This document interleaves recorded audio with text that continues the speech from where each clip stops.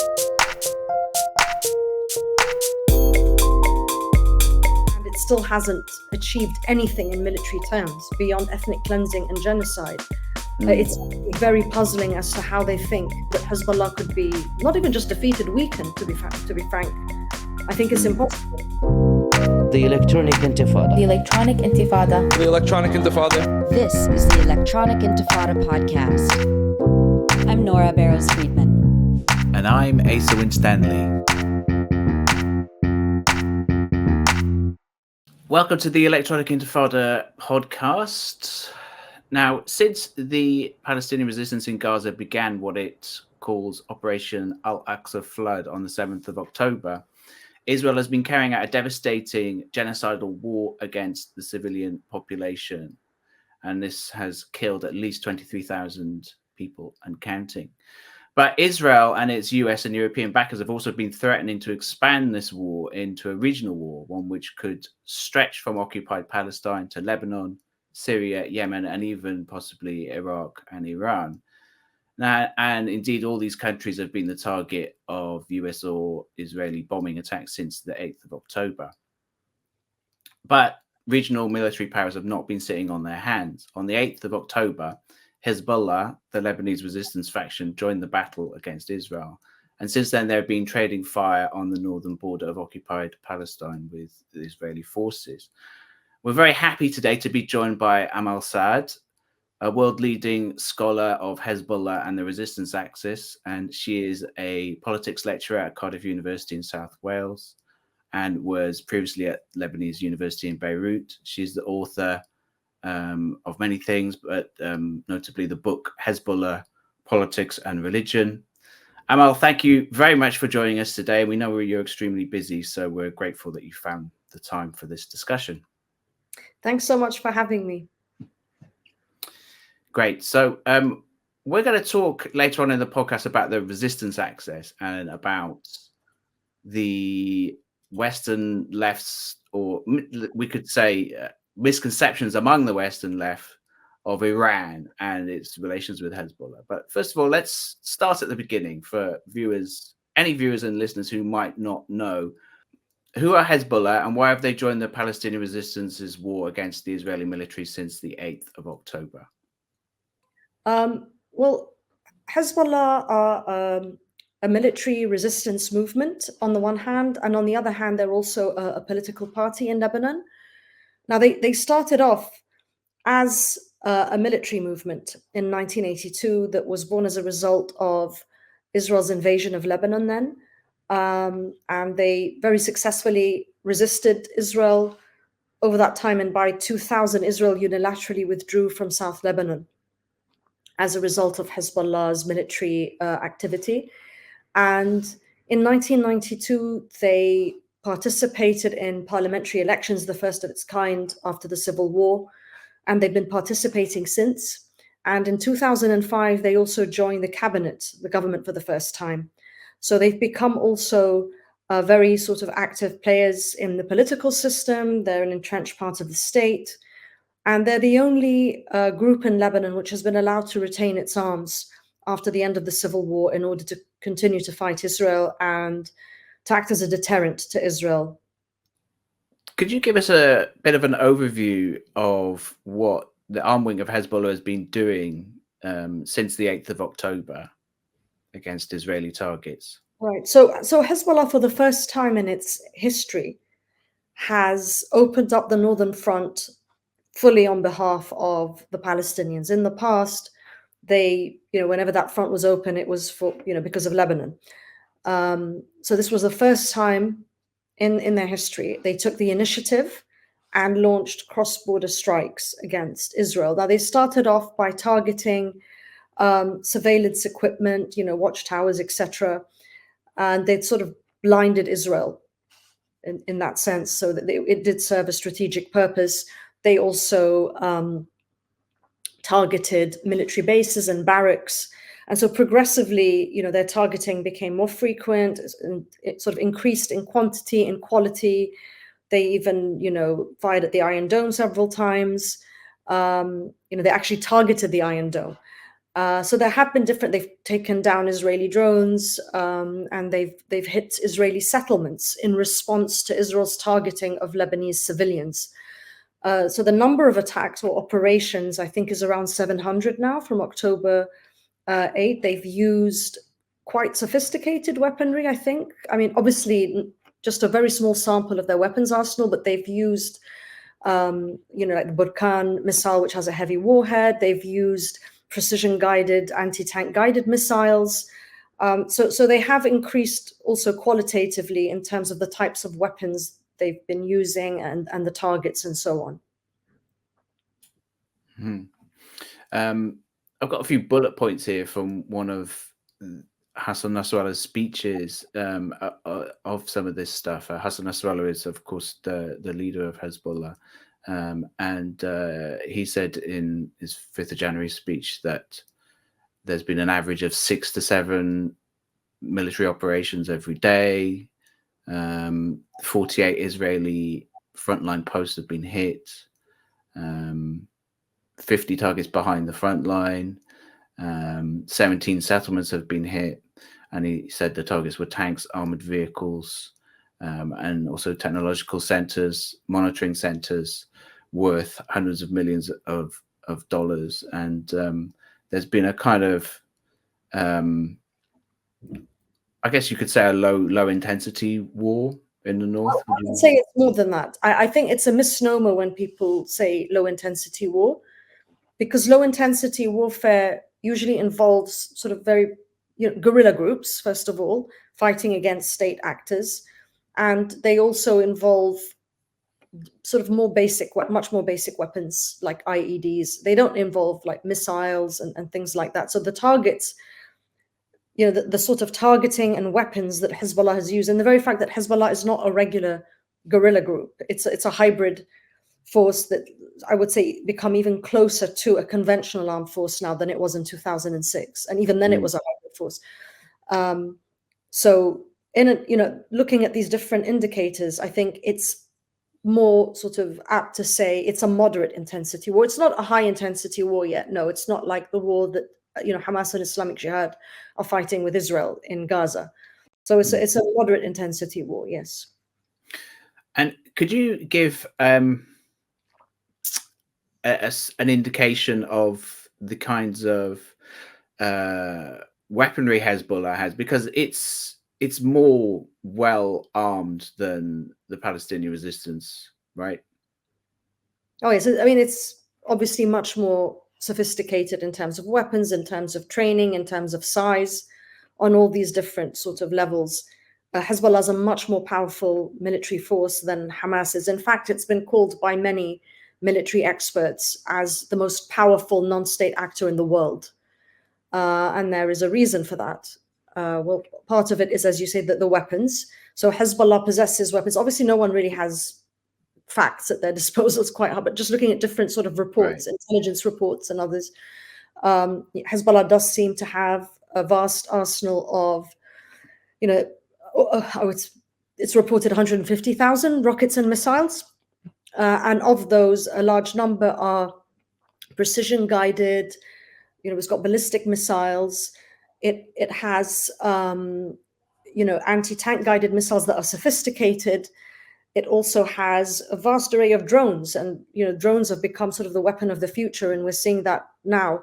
So they have very sophisticated drones, long-range drones, medium-range, short-range, kamikaze drones, other types. So that they've had these for a while now, and they've been using them effectively. They do have reportedly some air defense systems. I don't think they're very sophisticated, but they do seem to have, some type of air defense. Some say the SA-8, others say the SA-22, and this is what I've read so far. This is something very difficult to ascertain, because obviously Hezbollah doesn't disclose any information about their weapons. Right. They have anti-ship missiles. They use them in the July war, but they have more sophisticated ones now. And so that's just looking at weapons. But what's more important, I think, is the sort of military experience Hezbollah has acquired over the years. And I'm not just talking about South Lebanon and how Hezbollah fared in 2006. It basically, if we want to be conservative, we can say it prevented Israel or denied Israel a victory. And if you want to be more optimistic, you can say defeated Israel. But at the very, very minimum, it denied Israel a victory. And in fact, Israel itself, in the Winograd Commission, the report that was issued there called it a failure on Israel's part. So we know that also Hezbollah has a lot of experience since then, including in Syria. It's fought in many different terrains. It's fought conventional armies. It's fought non-state actors, and like jihadi groups that it fought there. It's fought in different terrains and different weather conditions. Okay, so that's great. That's a good overview of what's been happening. So add a little bit of context then. So the July 2006 war, was I was actually living in the West Bank while that was happening, and it was a real eye opener for me as someone coming from the West to see the level of support really among all sectors. I mean, I was living in Ramallah, in what was called the old city of Ramallah. It's not really that old, but basically there was a lot of Christians living. There's a lot of Christians, and because Ramallah was originally a small Christian village, which kind of boomed out during the Palestinian Authority years. But this is to say that there was a lot of Christians living in that area, and yet everyone was still supporting Hezbollah during that period. And I remember, I've probably got a photo of it somewhere. There was a Christian bakery which always had an icon of Mary outside it, and then and they, during the Hezbollah war, they put up a poster of Hassan Nasrallah during the war, the Israeli war against Lebanon in 2006, and that was to me such a sort of that's something I always remember, because it was like, that was emblematic to me of how really everyone was supporting Hezbollah, whereas to me, as someone coming from the West, Hezbollah was always misportrayed as this terrorist group in the Western media. But could you talk a little bit about, obviously, people can read your book to get into the full history. We're not going to have time to get into the full history, but could you talk a little bit about the reason for the emergence of Hezbollah in terms of the Israeli occupation of South Lebanon in the 80s? I mean, Hezbollah has, I'm not going to exaggerate and say it enjoys, full popular legitimacy. It doesn't. No group does in Lebanon. Not even the Lebanese state enjoys that legitimacy, unfortunately. But Nasrallah has repeatedly said that Hezbollah, its armed status, does not enjoy a national consensus. And Lebanon is a deeply polarized society. Different sects and parties have different foreign allegiances, that are in complete contradiction with one another. You've got US-backed groups, Saudi-backed groups, groups that are supported by Iran. So, and some in the past by Syria. Syria is much less powerful now, of course. So there are these sort of competing foreign allegiances. So it's very hard for Hezbollah to enjoy full popular legitimacy in terms of its armed presence. But what happened particularly after 2005, after the Hariri assassination, when Lebanon became divided between March 14 forces and March 8 forces, was that it was able to not only rally all the Shia of Lebanon behind it, who make up about a third of the population, virtually all, according to opinion polls, according to election results, I think around 95% of Lebanese Shia support Hezbollah. And they've also been able to rally some Sunnis behind them. And this was a bit difficult in 2005, right before the July war, because there were so many sort of sectarian tensions in the aftermath of the Hariri assassination and in the aftermath of the US invasion of Iraq.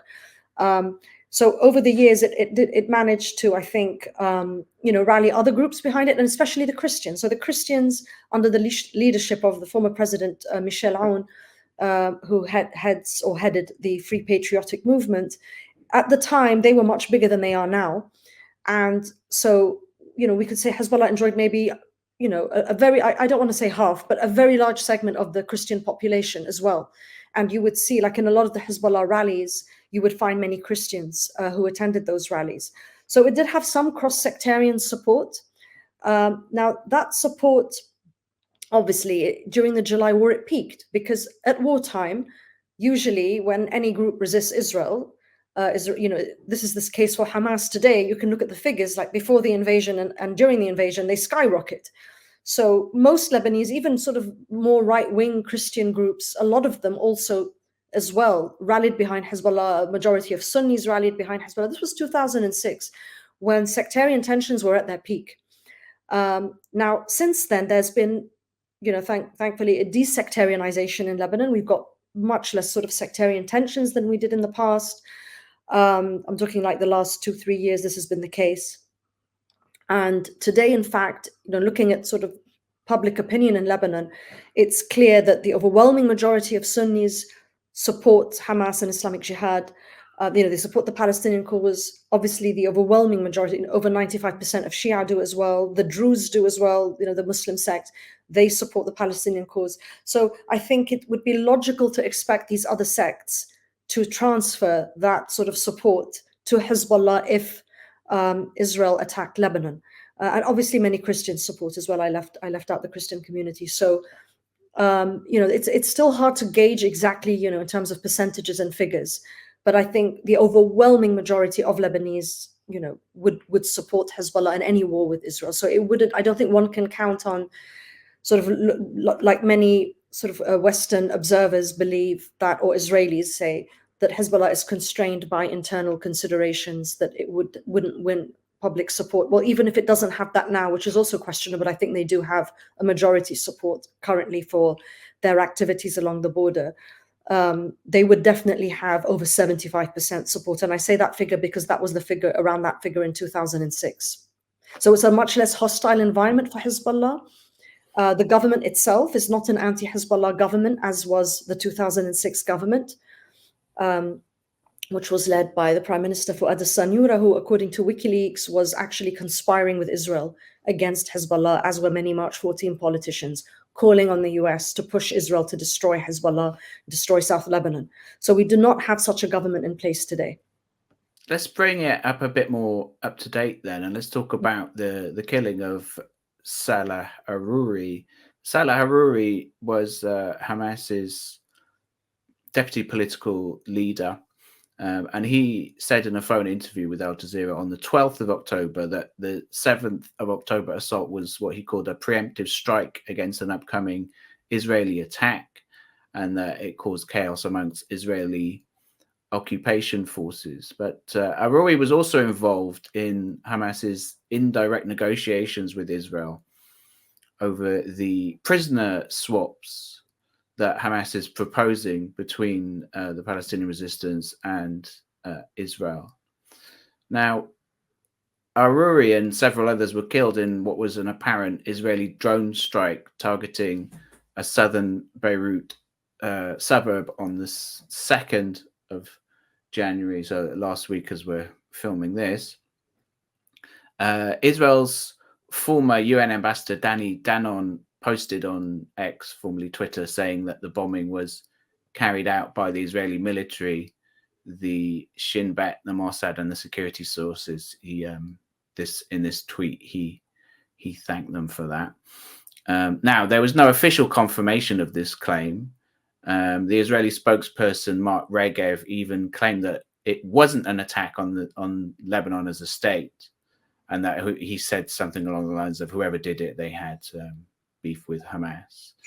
Now, do you think this sort of coyness to claim responsibility for this attack was directly by the official Israeli representatives? Do you think that was a sign that Israel is worried about a serious response from Hezbollah? Is the I'm not deterrence sure. equation It was in place? too easy, to be honest. Like, they didn't really make much of an effort to hide. There's very little plausible deniability in that. Yeah. And in fact, Mark Regev made a mistake on TV where he said Israel, if you recall. So I don't think they made much effort to conceal that. But nonetheless, yes, they Well, their policy has historically not been to not claim responsibility immediately. We only find out years later in memoirs and so on, of their role in these targeted assassinations. But I do think Israel was concerned about Hezbollah's response. I mean, that's if we want to be kind of sanguine about this and say Israel didn't try and provoke Hezbollah into a wider war. So if we look at it in terms of it really was just to target Aruri. And I think it was mainly because if they did want to provoke Hezbollah into a war, they would have picked a different target, because it wasn't a Hezbollah target. It was a Hamas target. And yes, of course, it violated the rules of engagement. Nasrallah's red line, which he had, warned back in August, that if Israel does try and assassinate any leader from any group in Lebanon, on Lebanese soil, that Hezbollah would not tolerate it. So, there clearly was an expectation of a retaliation. But, again, here, I'm not really sure. I don't think anyone knows whether Israel did want to kind of drag Hezbollah into a war with this, or whether it was banking on Hezbollah sort of remaining cautious. And I tend to believe the latter in this specific case, that Israel kind of knew that Hezbollah doesn't want war and wouldn't escalate to the point that it would bring sort of the conflict to the brink of war. Yeah. You posted on X, formerly Twitter, after the assassination, this writing that Hezbollah will likely, quote, will likely retaliate in a manner that is at once an escalation that matches the scope of the Israeli assassination and restores the balance of deterrence, but also one which remains at a sub-threshold level, i.e. short of all-out war, end of quote. It seems that you were proven right on Saturday, as the 6th, as we're filming this, when Hezbollah launched dozens of rockets at the Meron airbase in northern occupied Palestine. And we've got this video that we're showing is an official video of the armed wing of Hezbollah that they put out, showing this 3D map of the airbase along with actual footage of the attack. And they caused significant damage. And then soon after that, there was an explosive drone strike on another Israeli military base in Safad, which is deep into northern occupied Palestine. Further than I believe these two targets were both further than they previously hit. Yeah, they were deeper incursions. The first, I think, was 8 kilometers, and the second was 12 or 13 kilometers deep. Right. Yes. So did these targets, so the question for you then is that did these targets represent a significant escalation along the lines that you predicted in that tweet? Oh, I believe so, because Israel responded by assassinating Hezbollah officials right after that, whom they connected to both these strikes. So Israel responded to the Meron strike by assassinating a senior commander, reportedly number 2 in the Hezbollah's Radwan unit, its elite force. And then Hezbollah retaliated for both his assassination and for al-Haruri. So it was a double kind of, response for both, with the attack on Safad base. And then Israel the same day responded by assassinating someone they claimed, and I don't think that's accurate, because Hezbollah did not, actually denied that he was the head of the drone unit, but Israel claimed he was the head of the drone unit, which was responsible for, striking Safad. And when it retaliated by assassinating Wissam al-Tawil, Israel, and it claimed that he was responsible for the Meron attack. So that does show us that Israel did understand this to be a retaliation, as it should, because it was qualitatively different in terms of not just, depth, of incursion, but in terms of the very strategic, type of target that Hezbollah was able to strike. And it had not done that before. I mean, they had sort of hit military bases and barracks, but obviously nothing of the scope. Now, that doesn't tell us exactly how much damage they did, especially in the second instance. We don't really know. And Israel is very tight-lipped about casualties, about extent of damage and so on. So it's going to be quite difficult to tell how effective those strikes were. But what we can look at is, have they deterred Israel? We don't know yet. Will it continue with its strategy of assassinations. It very well might do. It obviously hasn't stopped because it's been, but these two military figures that it did target, I think it is important to distinguish them from the Al-Aruri strike, which was much more provocative because it happened in Beirut, because it was outside the combat zone. So that was really an abandonment of the rules of engagement. These other two, I'm not saying that, that they weren't like important targets or that it wasn't provocative, but nonetheless, they happened sort of on the southern front, close to the border area. They were combatants. So it's not the same. I don't think we can say they're anywhere near as provocative or, a sharp hit to deterrence as the Aruri strike was.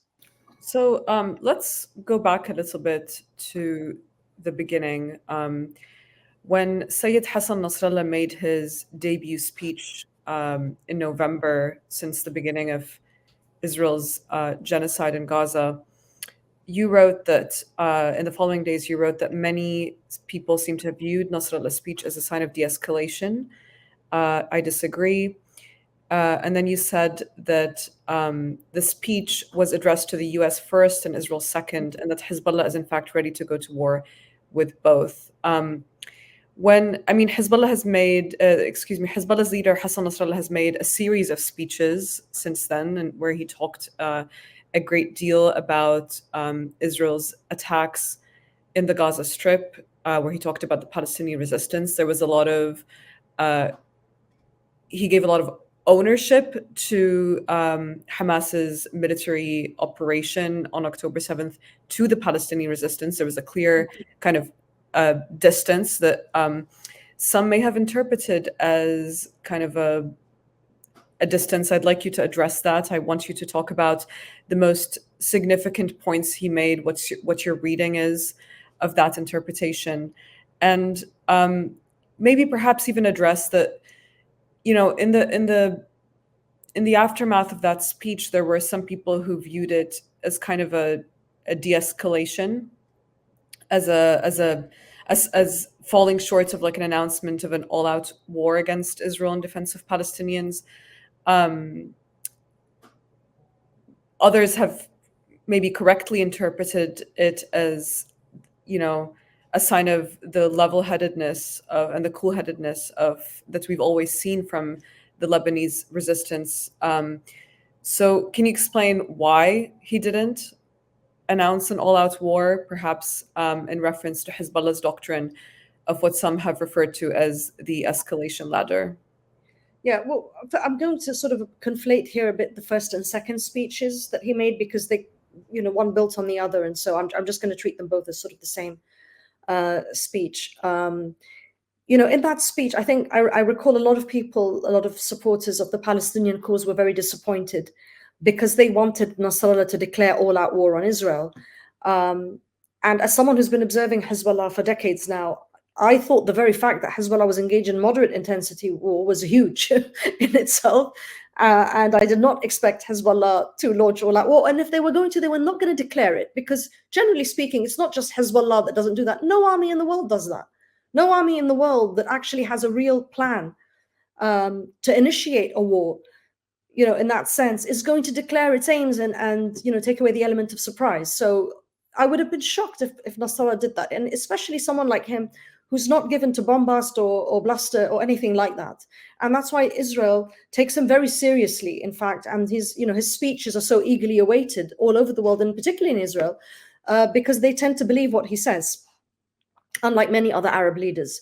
So I think that speech was not a de-escalation, as you noted, as I wrote on Twitter. It was just a very kind of carefully worded, I would say, threat or warning that Hezbollah could escalate if Israel continues to, and he said there were two developments it would observe. One would be how it sort of responds to Lebanon, how it deals with the Lebanese front, and that's in terms of Lebanon's national security. And the other was with regard to Palestine, with regard to the Palestinian people in terms of genocide and ethnic cleansing. I mean, he didn't go into detail, but that's what I understood. And in terms of sort of the fate of Hamas, like if Hamas was going to be significantly weakened And by that, I presume we mean, like decapitating its leadership, weakening it militarily, etc.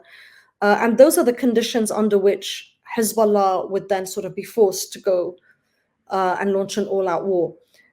So, it's not as if he didn't say there is a scenario under which we wouldn't go to war. He was saying, right now we're going to be doing this sort of level of warfare. It's this, and I think he did describe it as kind of a moderate intensity, because he recounted the different attacks they've been staging so far, and what they've been hit, and how they've been able to divert so much of the air force, naval forces, and ground forces away from Gaza by opening up the northern front. So he explained in terms of military strategy how important that was, and that although it's maybe, Israel has basically destroyed all of Gaza, but I think that, the insinuation there was that they may have been more successful had Hezbollah not diverted them.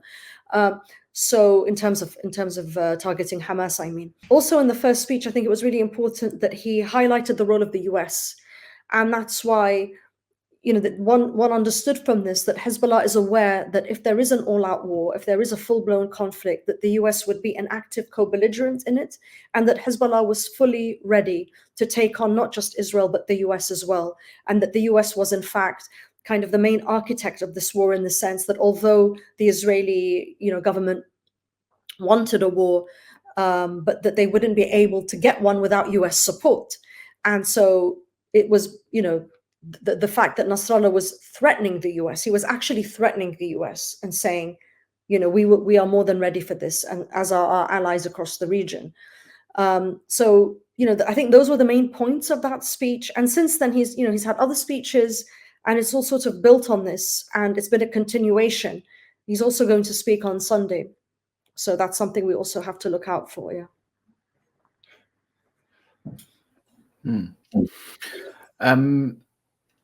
You wrote an article for the Electronic Intifada 15 years ago. 15 years ago to the day, actually, that we're filming this. And I want to look back on that a little bit and see if you were right or wrong. Yeah, a few quotes from it. While Israel fervently attempts to terrorize the Palestinians into submission in Gaza, many observers have started to wonder why Hezbollah has refrained from stepping in militarily to assist its brothers in arms, Hamas. Such musings fail to take account of the constraints on Hezbollah's room for action, as well as the circumstances under which Hezbollah would ignore such constraints. The question that should be posed is not so much if Hezbollah will act, but when. Now, you were writing this, Amal, during the 2008/2009 Israeli war against the Gaza Strip. But I mean, that quote in particular, you could have been writing today, really, I think, fortunately and unfortunately. Yes, it's sad when one is right about something like this, isn't it? Yeah. I mean, it's kind of a sign of how little has changed in some ways, but of course things have changed in some other ways. Just to read another quote from this article. Quote, more than simply receiving military training, Hamas's military strategy appears to conform to the new school of fighting founded by Hezbollah's assassinated military leader, Imad Mughniyeh, himself rumored to have personally trained and equipped several Palestinian groups over the years, which combines conventional and non-conventional guerrilla warfare that functions not only to liberate occupied territory, but to defend itself from aggression. End of quote. Yeah, I mean, Amal, you've seen I'm sure you've seen the videos that have been coming out from the Palestinian resistance in Gaza. Do you think the Palestinian resistance, the way that it's fighting in Gaza to defend itself against the invading Israeli soldiers, do you think the guerrilla tactics that they've been using bear the signs of this kind of training? Oh, definitely. And this was evident way back, I think anyone who's been observing Hamas's military skills over the years will see that a lot of their sort of military tactics, weapons, and so on were very similar to Hezbollah's in the 2000s. And so, for example, the bunker network, it's a I think over 400 kilometers that Hamas has. I mean, Hezbollah did not fight a bunker war, mind you, in 2006, like Hamas did. It used bunkers, but not in the same way that Hamas has been forced to use them. It's a very different terrain. And, like in Lebanon, Hezbollah had what they called nature reserves, what Israel called nature reserves. Hezbollah was able to conceal weapons and so on in mountainous areas and so on. So they didn't really need to rely as extensively on bunkers as Hamas does. But nonetheless, the bunker, the way these bunkers are built, from what I know, that Hezbollah played a very important role in this, and specifically, Ahmad Mughniya had a hand in this. And we saw the first signs of these bunkers in the 2008-2009 war. And we know that Hamas has been trained, as has Islamic Jihad, by Hezbollah directly. And in terms of also weapons manufacturing and so on. I mean, Hamas has to rely a lot more on manufacturing their own weapons than Hezbollah does because of supply route difficulties that Hamas faces, that Hezbollah doesn't face. So they definitely played a very active role in strengthening Hamas's military capabilities, as has, of course, Iran and Syria in the past. Yes. Yeah, so just to clarify for our viewers and listeners of the supply route difficulties that you mentioned, Hezbollah, Lebanon, of course, borders Syria, which in turn borders Iran, and Iran is a supporter of the Lebanese resistance, and so weapons can be transferred that way because Syria is also, of course, a member of this axis of resistance, which we're going to talk a little bit more about in a bit. But that's a form of support that the Palestinian resistance doesn't have in the same way. Doesn't have this, of course, doesn't have a border with Syria, Lebanon, or Iran in that way, and it is isolated. It only has a border with Egypt, but we're not going to get into that. Hezbollah tried in the past to smuggle weapons into Gaza from Egypt, but Egypt arrested its operative who was doing the smuggling. So it's really difficult because the Rafah crossing was the only place or border through which Palestinian groups could receive weapons. So it's just to give you an idea about how difficult it is. It's much more difficult than it has been for Hezbollah, which relies on Syria as a supply route.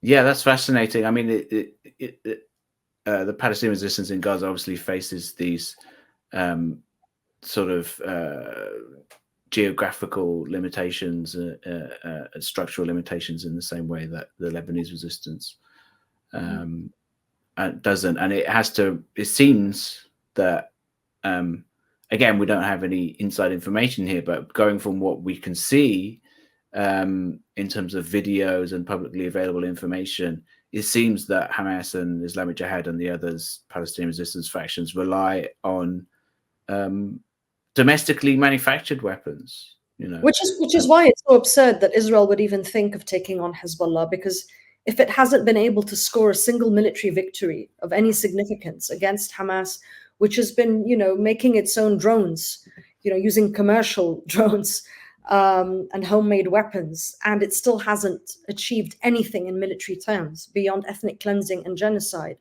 It's very puzzling as to how they think that even the US, frankly, not just Israel alone, even if the US participated in the war, I don't see how they would, assume that Hezbollah could be not even just defeated, weakened, to be frank.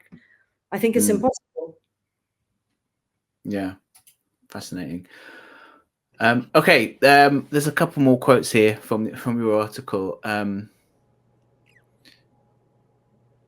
The reason then for Hezbollah's constructive ambiguity, whereby it neither confirms nor denies its intent to join the conflict, is clear. Although the resistance has so far remained on the sidelines of the conflict, it's highly improbable that it would continue to do so if Hamas were on the verge of collapse.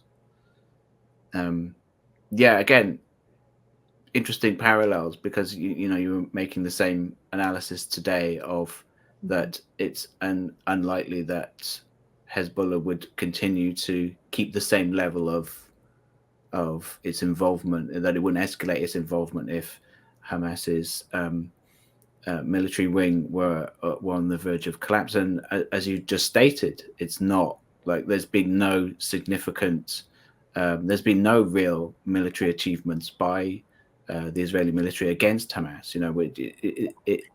We've seen, they said not long ago that they have dismantled, they made this ridiculous claim that they've dismantled Hamas and its military infrastructure in the north of Gaza. And then, immediately after, Hamas puts out more videos showing that that's just completely untrue.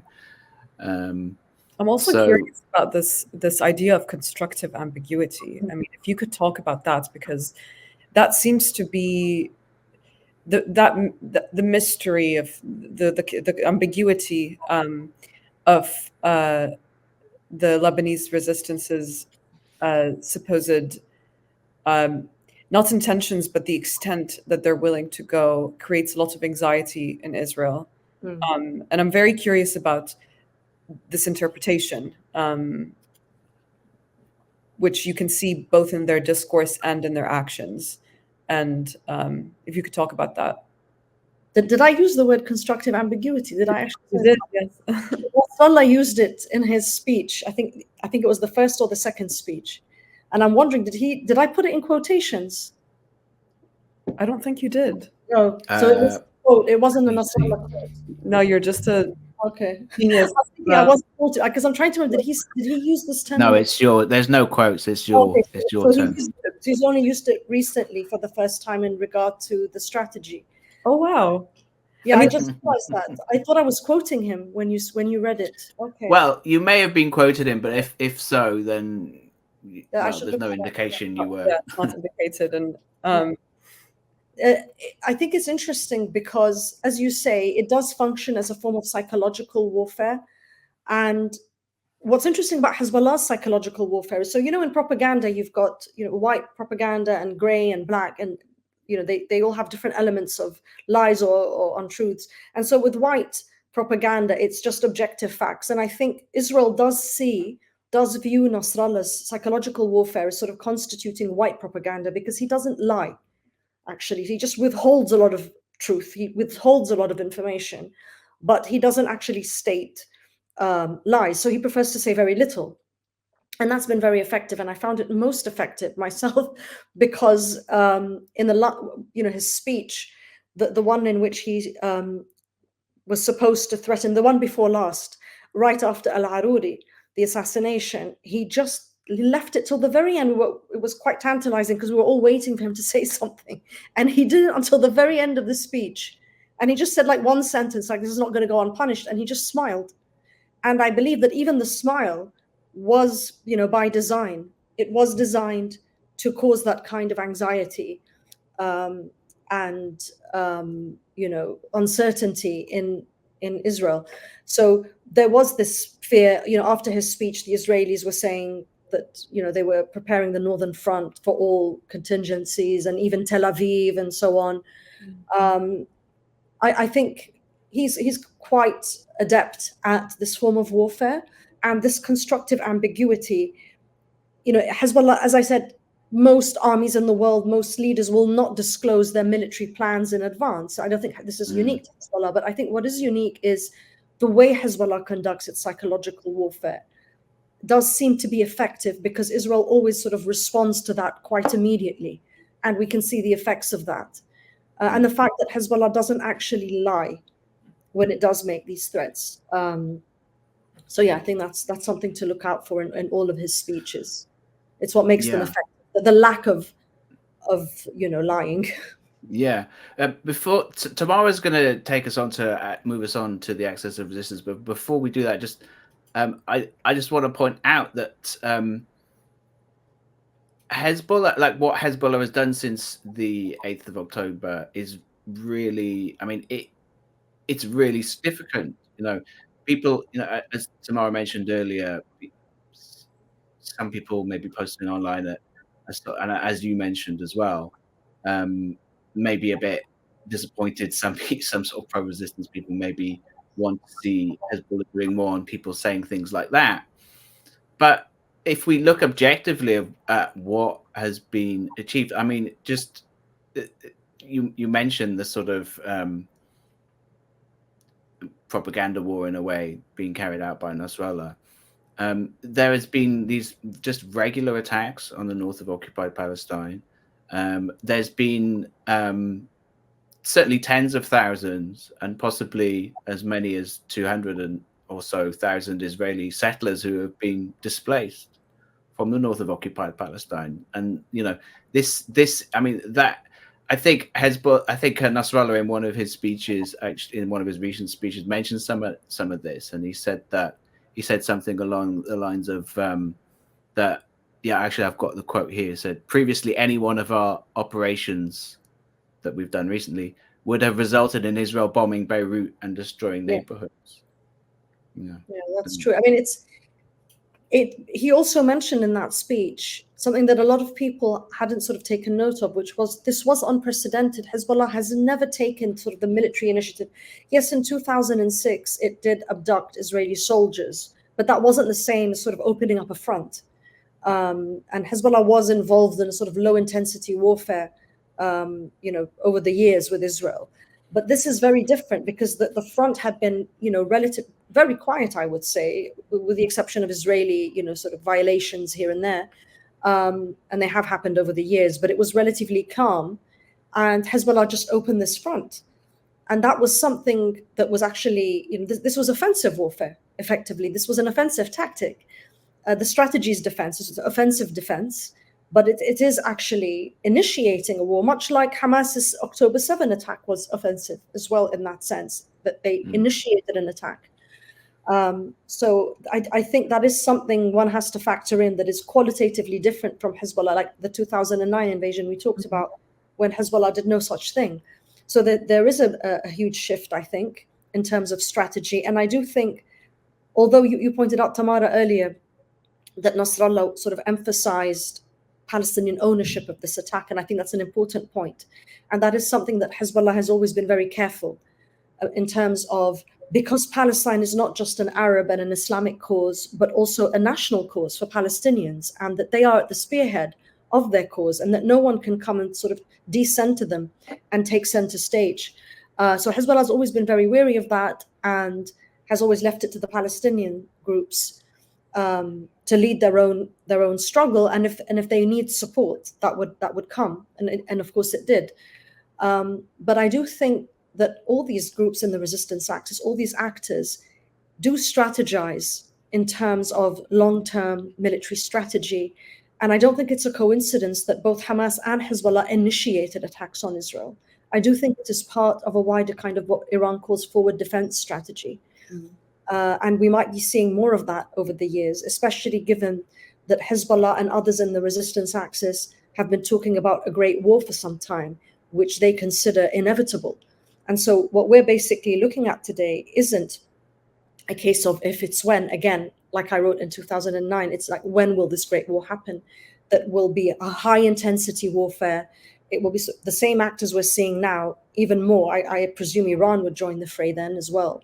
It would be high intensity warfare though. So it would be full out regional war. And it would be fought very differently.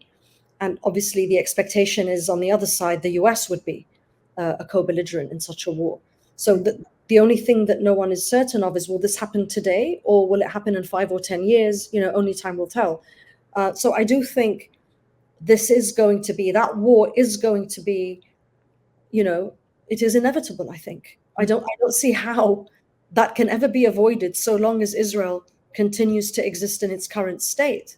So long as, we're seeing, whether it's a right-wing government or a left-wing government, it's always aggressing against its neighbors, and it's continuously, involved in ethnic cleansing of Palestinians. And I think that's something that is existential to Hezbollah. I don't think it's just existential for Hamas and Islamic Jihad. It's existential because the expectation is that if Israel succeeds in this, it's going to affect the whole future of Palestine, the whole future of the region.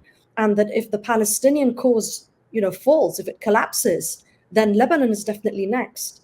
So I do see this as something that is unavoidable.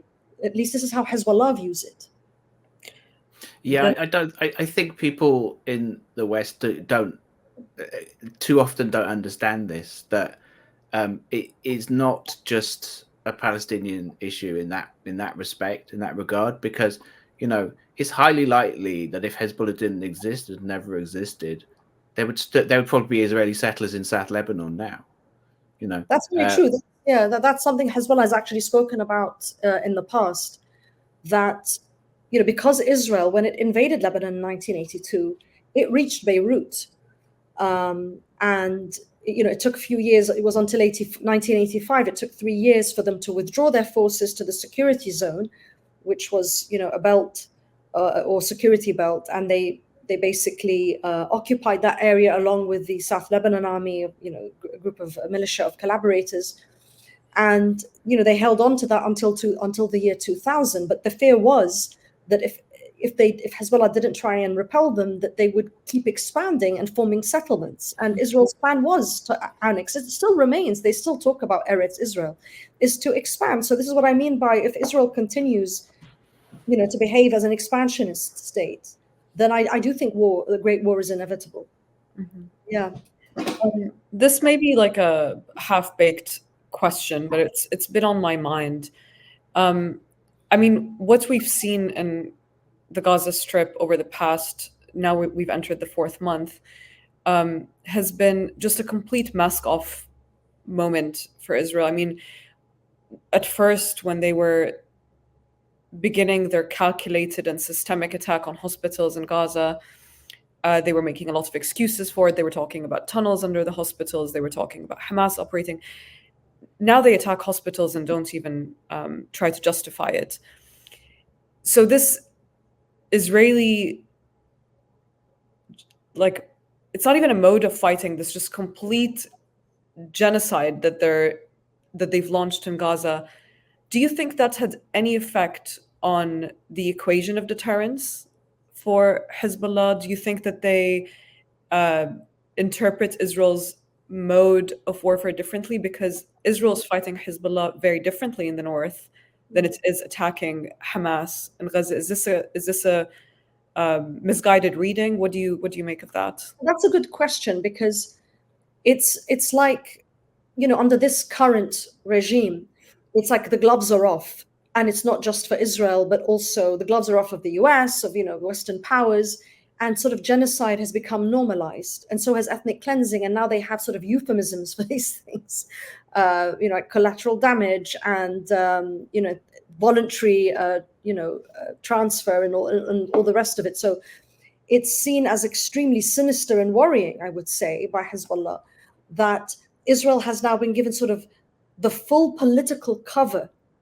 to continue with this strategy of genociding Palestinians. Now, mind you, in Lebanon, I don't think the word genocide is the proper term, because there were no sort of genocidal aims. They were just war crimes. Right. So it's different. I don't think it's a term one should use loosely, and I'm very careful with that. But in Palestine, it's definitely genocide, which is different. Yeah. The difference that I'm trying to get at is that there's like a different kind of mode of engagement. Yes. It's in a sort of like totally like gloves are off. This is who we are, and we're just going to sort of declare genocidal intent whenever we want, and we don't even care about hiding it anymore. Like, we have seen really quite a qualitative shift in discourse. I think it was quite unexpected. And the South African case now, like there are pages and pages of these declarations. So there clearly is a shift, and I don't think Hezbollah ever had any kind of reservations about would Israel be ready or willing to do that, because we saw, with the Dahiya doctrine, what Israel calls the Dahiya doctrine, which is a doctrine that it applied in the 2006 war against the Dahiya, which is the southern suburbs of Beirut, where the majority of the Shia community live. They targeted that area along with South Lebanon, and when I say they targeted it, I mean they just targeted civilian targets there. So it's a disproportionate use of force in civilian areas, and that's a very openly declared and articulated Israeli strategy that they're very proud of, in fact. So this isn't like an analysis or anything. And they threaten Palestinians with this. So before the Gaza war, they were threatening Hamas and saying, we're going to use the Dahi doctrine in Gaza. And now what's interesting and absurd is they're now threatening Hezbollah to use the Gaza doctrine in Lebanon. So it's like, not only are we going to be committing war crimes, we might be genocidal in Lebanon, you know? So Right. it's just another kind of level of depravity we're talking about here, and aggression. So there definitely is, I think, a fear that Israel is just sort of completely like unhinged, you know, in terms of its leadership, in terms of its aims. It's unfettered as well. It's unhinged and unfettered. Nobody is trying to restrain it. You know, there is a sense that if it did launch a war on Lebanon, it would be actually even more destructive than in the past. For sure, I do see that. However, Hezbollah is also, I think, very confident that it can inflict equal damage on Israel.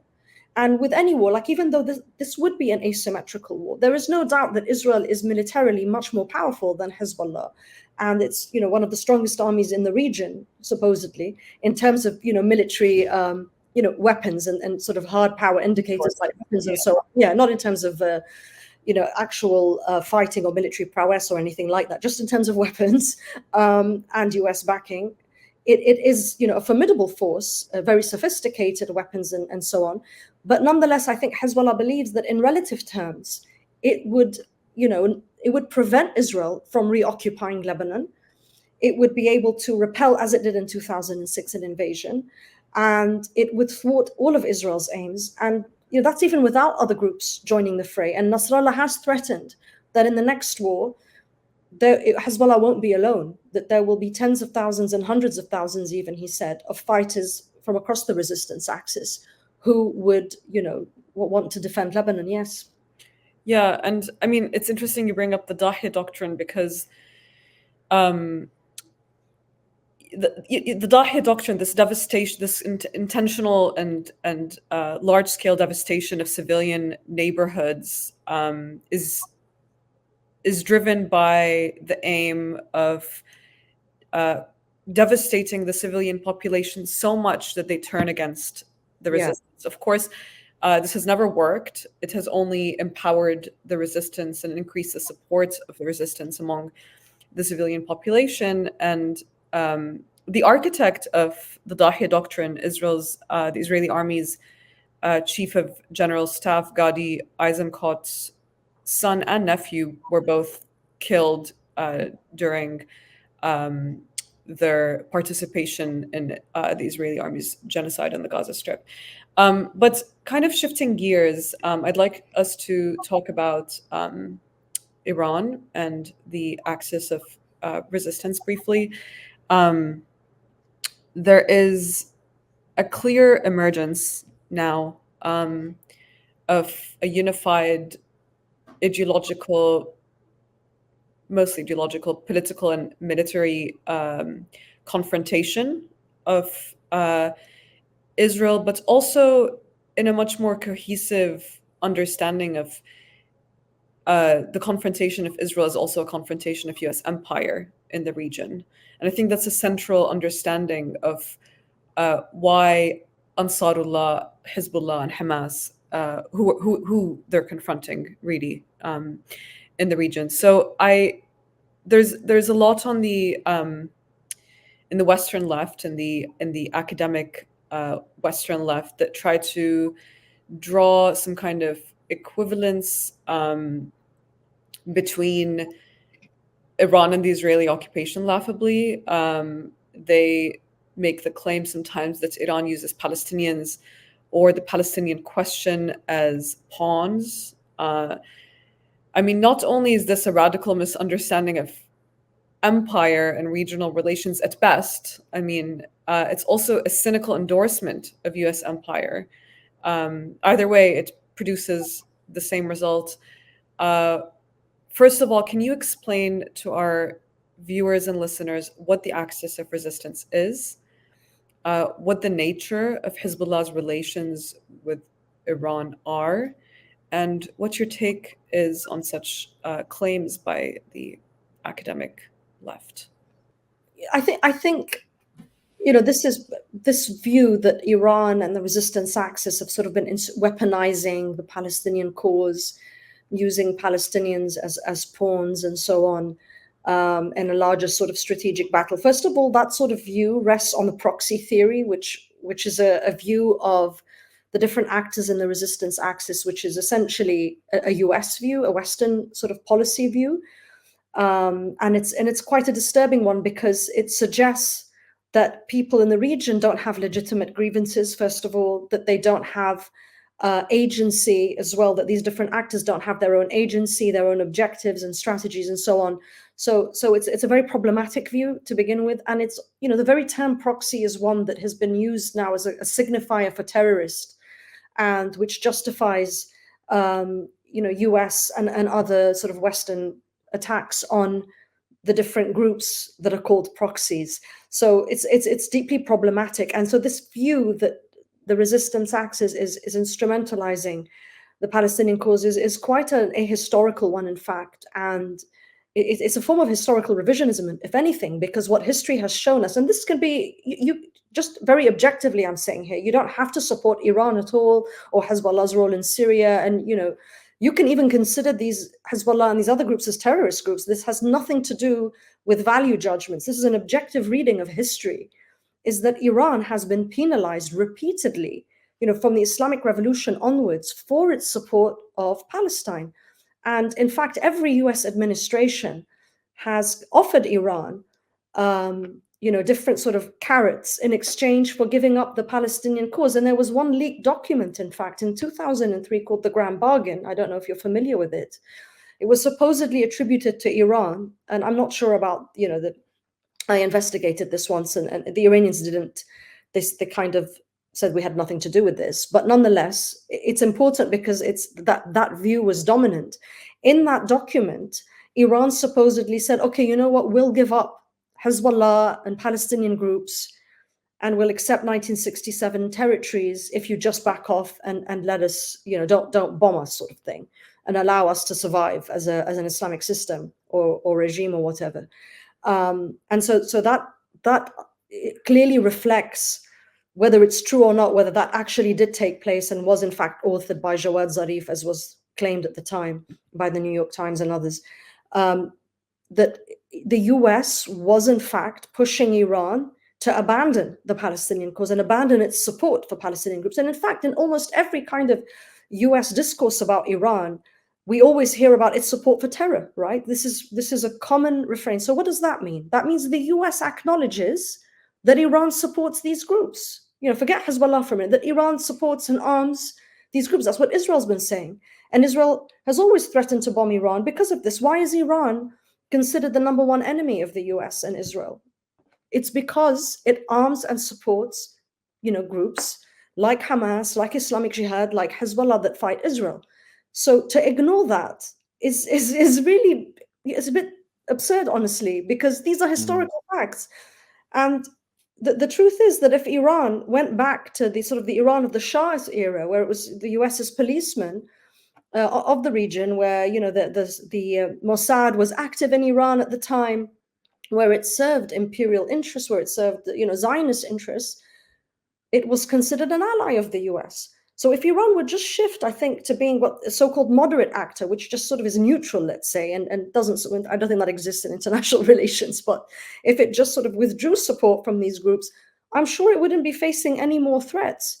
So I think that's the most important thing to look at. And that's not to talk about even sort of Hezbollah's relations with Hamas and with even Fatah before them, in terms of, the historic relations that go back decades in terms of training and equipping and so forth.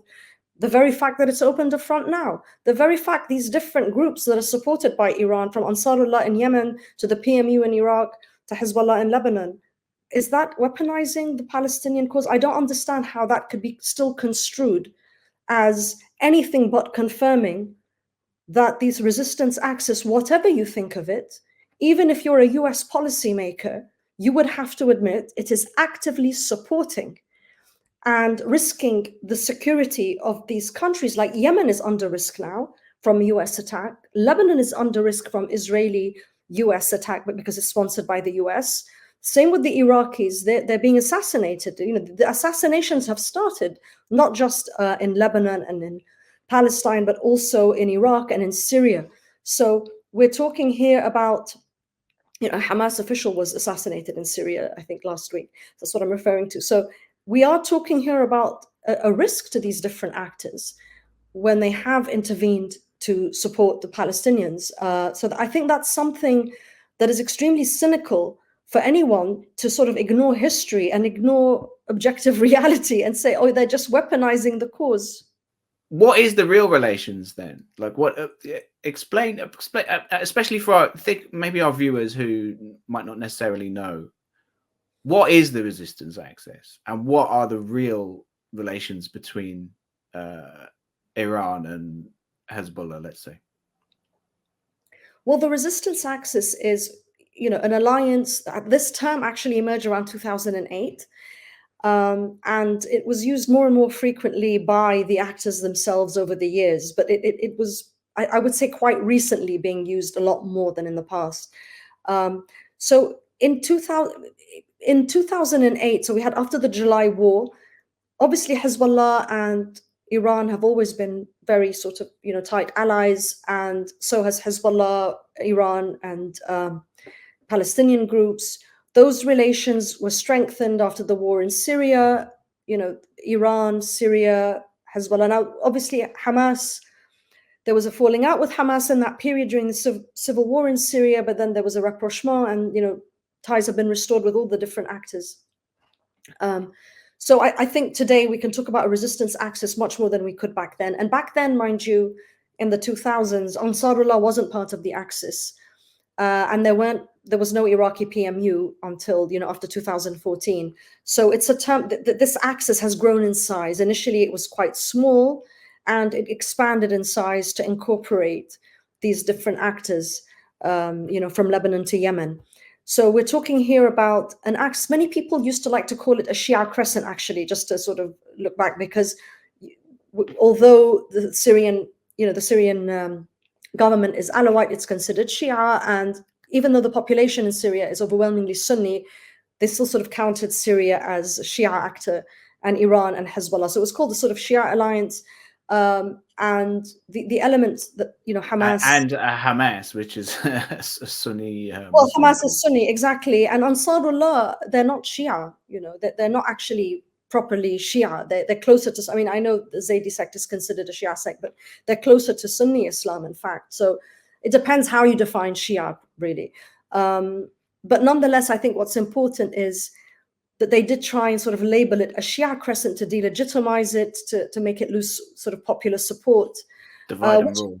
Yeah, exactly. And that was quite successful, especially during the war in Syria, to be fair. Like Hezbollah and Iran lost a lot of support, according to opinion polls, because of their intervention in Syria. But I think, what we're seeing today has completely changed that. And in any way, we are experiencing a period of desectarianization. So I think that's also been very helpful to this axis in terms of popular support. But to go back and look at the relations between them. So many people, as I said, outside observers have called them sort of proxy relations, that Iran leads this axis. In fact, they used to talk about Syria like that. They used to say that Hezbollah was a proxy of Syria's. And no one says that anymore, because Syria has been weakened significantly in the strategic sense. And in fact, now it's quite ironic. Interesting, yeah. Because Hezbollah kind of played a role in saving Syria. So, and in fact, Hezbollah looks even more powerful for many, by many metrics. I'm not saying that's true, but by many metrics, it does look even more powerful as a regional power, at least, than Syria is. And Syria was in a much stronger position in the past. So, we're talking here about relations that are ideological, that have you've got historic ties, cultural ties. These are actors that share a strategic vision. They share an ideology. As I said, it doesn't have to be religious, because even if we're talking about Shia actors, the Assad regime is not religious. It's a secular regime. It's not like Iran, and Ansarullah, completely different religious ideology. Same with Hamas, it's a different sect as well. So these different actors have different religious ideologies, but they do share in common an anti-imperialist vision and an anti-Zionist one. And so I think the idea that they are just proxies of Iran is just ridiculous, in fact. And that especially Hezbollah, Hezbollah today, which has become a very influential regional power, and that, Nasrallah himself is widely considered to be the coordinator between the different actors in the resistance axis, and there's a joint operations room between them that are coordinating, the war with Israel today. And this was the case for Syria as well, mind you. So it started, this joint operations room existed in Syria, it existed in Iraq, and today it exists for Palestine. I'm not sure where the location is. So we do see this. Hezbollah is sort of the main coordinator between these different groups, and has sort of emerged as a regional, what I call regional sub-power in its own right, because it's a non-state actor. So it's not a full-blown regional power, but it's a regional sub-power.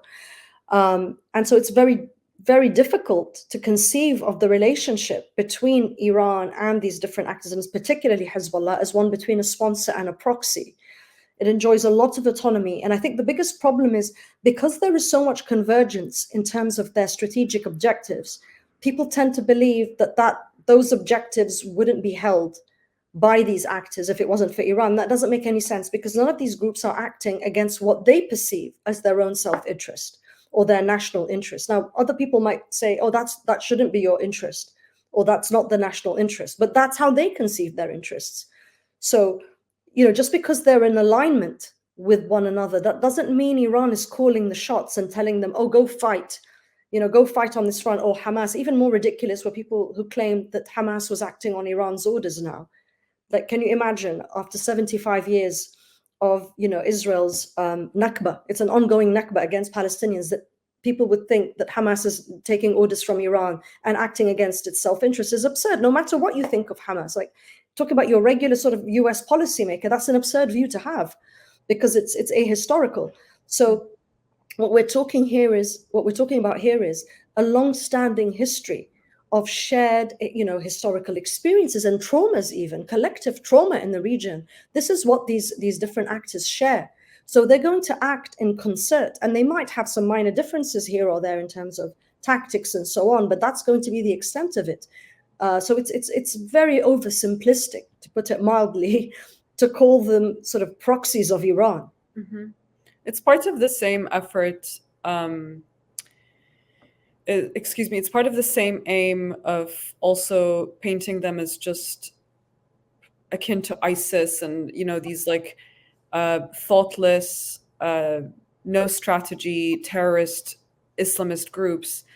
It's all part of the same effort of just completely stripping them of any kind of political motivations, but clear political motivations. Or agency, like they don't have any agency. Right. I think the US, are now starting to realize it's not in their interests for Israel to be this unhinged settler colony.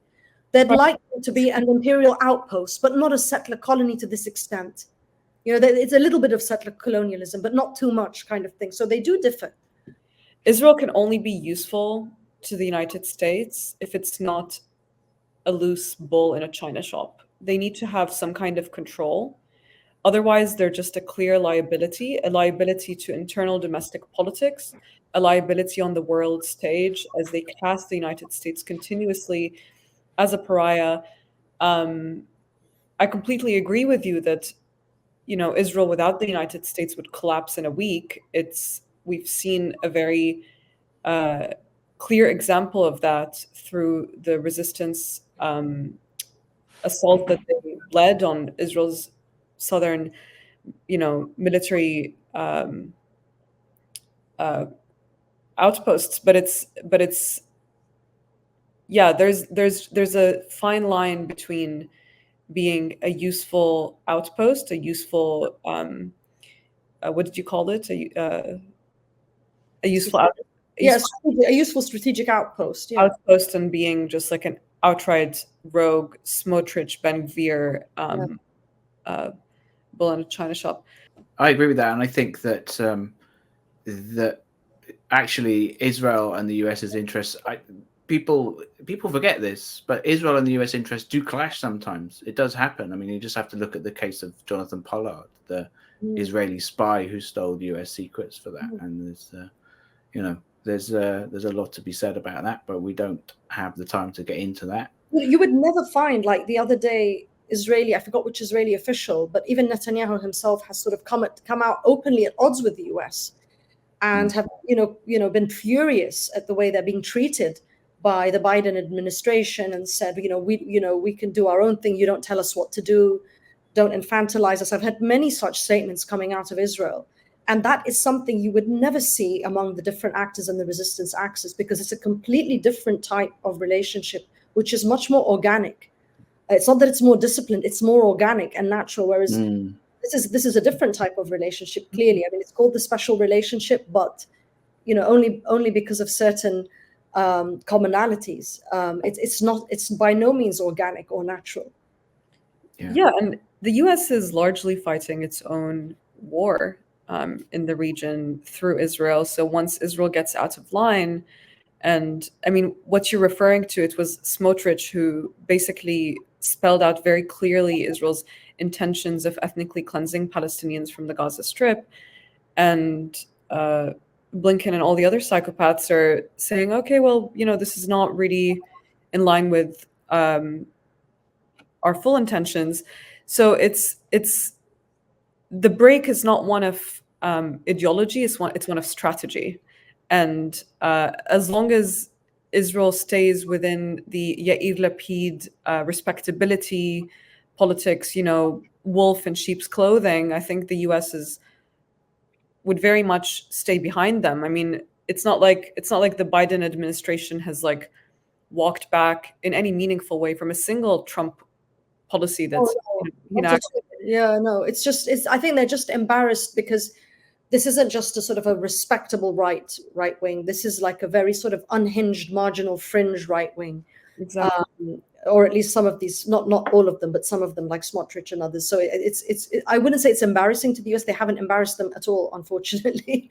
But they just their interests don't converge, I would say, on many of these issues, like ethnic cleansing, like wanting to take over Gaza. Things like that the US wants a different type of ethnic cleansing, not the same kind of type. So that there are definitely strategic differences, I think, even there.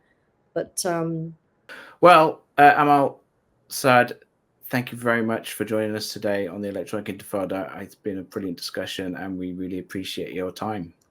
Thanks so much for having me. Thank you. Thanks for watching this video. Please subscribe to our YouTube channel. Hit like, leave a comment. These engagements help us with the YouTube algorithm, and it helps us to get around Silicon Valley censorship as much as possible. It does make a difference. You can also support our journalism by going to electronicintifada.net and clicking on Donate Now. Thank you.